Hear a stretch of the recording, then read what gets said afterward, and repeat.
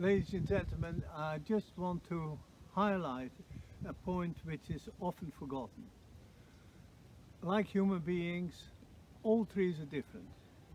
Some trees grow out very widely and form a very roundish type of canopy. For example, if you take Bramley, apple or Blenheim orange, they are big round trees. Pears are very different. Pears by nature tend to grow up.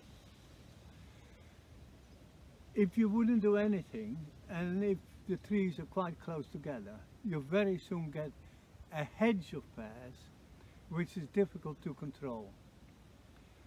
So what I would like to point out here is those trees are 15 years old. Look at the size of the trunk. Look at the size of the trunk up there. Once you get trees of 15 years old, really the tree will perform provided you are giving the right input. Now, what is the right input? The right input is that you try as close as you can stay to the natural shape of the tree. With other words, a pyramid shape.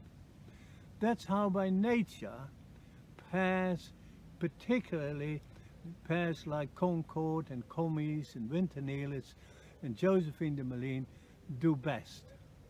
So the first thing I want to point out, in spite of the fact that the tree is 15 years old, I've done my utmost to maintain great big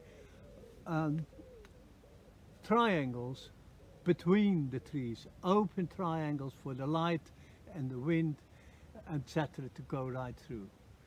The net effect of that is that the tree says, fine, I'll crop down below here just as well as higher up.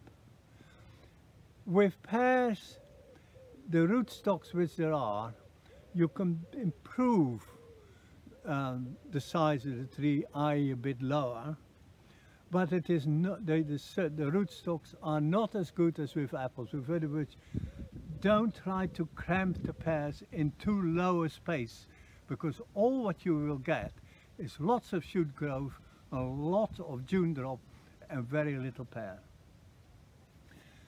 So the point is, what is the best time for pruning pears? On an earlier video I showed that it is so important that you wait till the tree has flowered. Because if for one reason or another the flowers are short, make sure that when you start cutting back, you do not cut away the flower. After all, flower is needed to get fruit. So on an average year, you start pruning your pears as soon as young shoots, which may stand up to this high, have started to keep on growing, but the bottom part is hardening. And if the bottom part of the shoot is hardening, that is when you make your first cut. That may be already the first time, the middle of June. And then the second time may be the middle of August. And the third time may be the first week or the second week of September. But whatever you do, make sure there is good growth, even growth throughout the tree. Don't use heavy secateurs, just a small secateurs with shoots like that will help. So you can see I've already cut back here the shoots several times. In spite of that, you can see still new leaf is developing. That doesn't matter. That's how the tree shows you that the bottom part of the tree as well as the top are fully alive. Now wait till this gets hardened off and then cut it back right low. And the same as that, cut it back right low. And the same as this bit, cut it back right low.